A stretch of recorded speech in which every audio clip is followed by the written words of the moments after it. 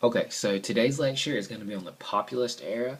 So we're still in Unit 4 and 5. This is lecture number 2 in the series, but you're going to skip ahead in your packet to Unit 5. So we did Unit 4 questions 1 through 11. Today you're going to skip ahead. Don't worry about those questions that you haven't filled in yet. We'll come back and we'll hit those later. We're going to do Unit 5 and we're going to hit 1 through 8 today.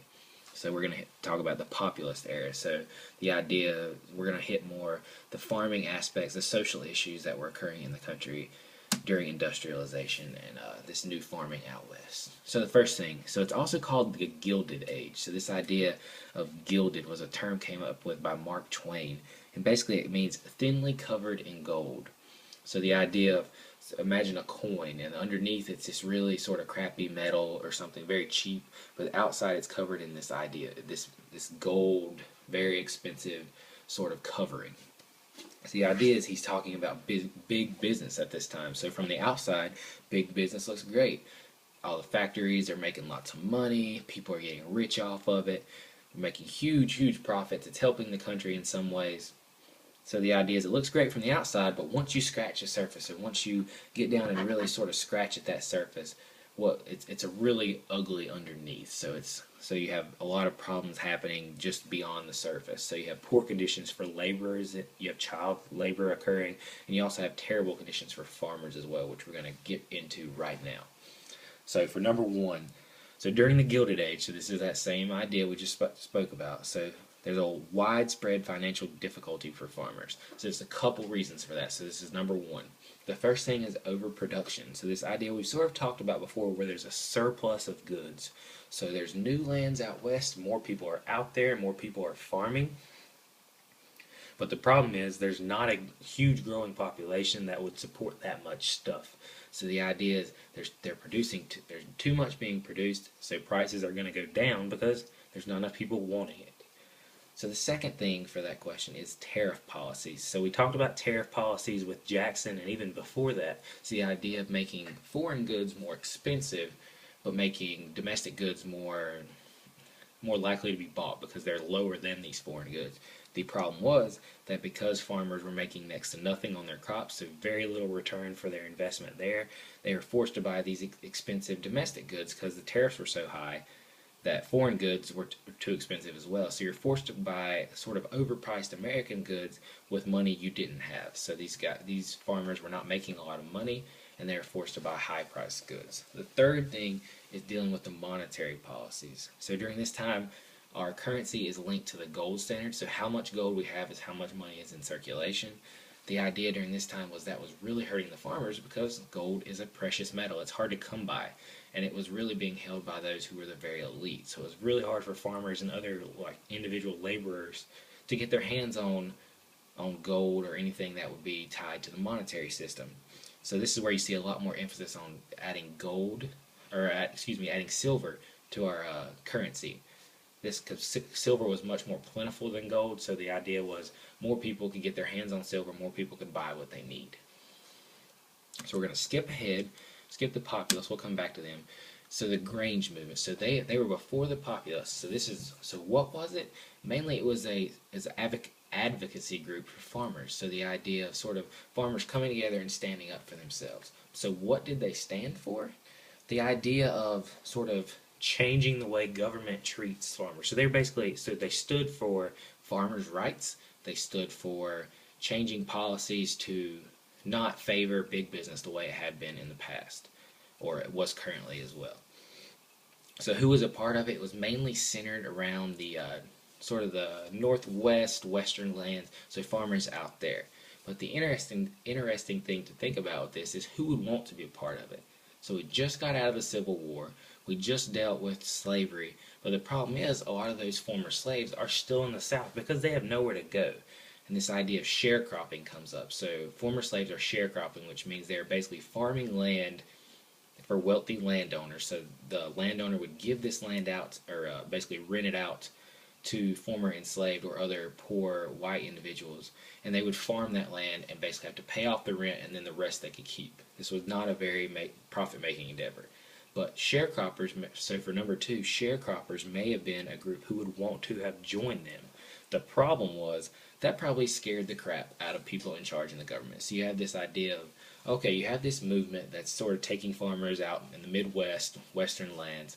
That's okay. They're not really powerful enough. But if you bring in the entire, so all these sharecroppers in the South, you could have a huge voting bloc, and that could really stir up trouble for individuals in power at that time. So it really scared the national government or individuals within the national government. So this was sort of the thing to remember with the Grange move is this was the first really big push for farmers sort of standing together and really pushing for their rights, for government to change their policies and really uh, take into account for farmers instead of just big business.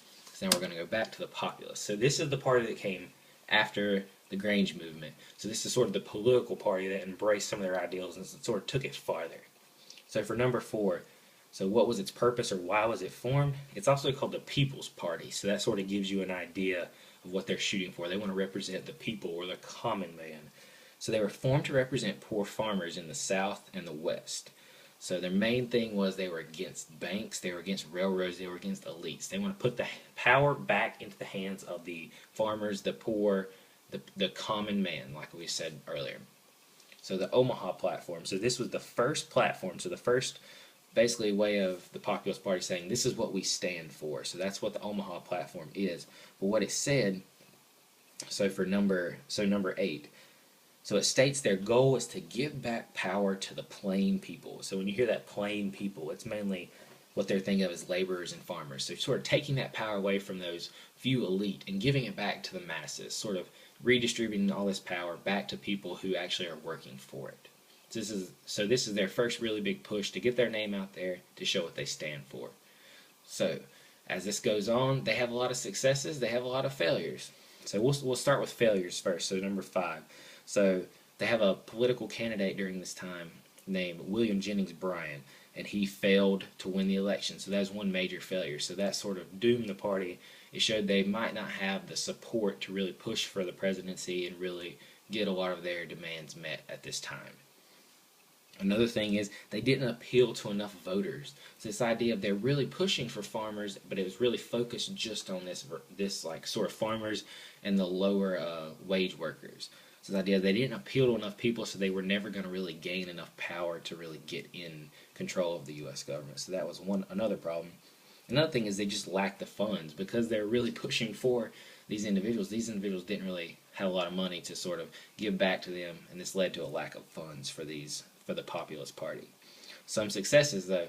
So the Populist Party didn't really have a lot of immediate successes, but their actions sort of led to things in the future. So eventually there were reforms, and there were these issues that the Populists brought up were solved. So eventually their ideas were sort of embraced and taken into action. So they eventually dealt with some corruption throughout government, dealing with big business and things like that. And also, just in general, their ideas survived. So they may not have been successful during the time they were really pushing for this, but their ideas were held by others and sort of remembered. And then as individuals gained more power, they started pushing for these ideas to help those, like the farmers and the laborers. So let's get through that. So now we're going to talk about the gold and silver debate. So I know this is a little disjointed this time. We're sort of jumping around, but that's okay. So gold and silver. So at this time, as we mentioned earlier, your gold standard. So we're on the gold standards. This idea of all the money in circulation in the U.S.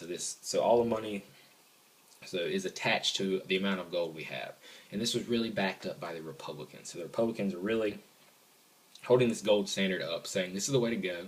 This is the most intelligent way to do this, because this is how much we actually have, and we don't want to sort of inflate our money and sort of throw ourselves into chaos. But you also have the other groups, so Democrats and populists at this time, really pushing for the free coinage of silver. So this idea of it's time to introduce silver. There's not enough gold for everyone in our country to really have enough money to survive on.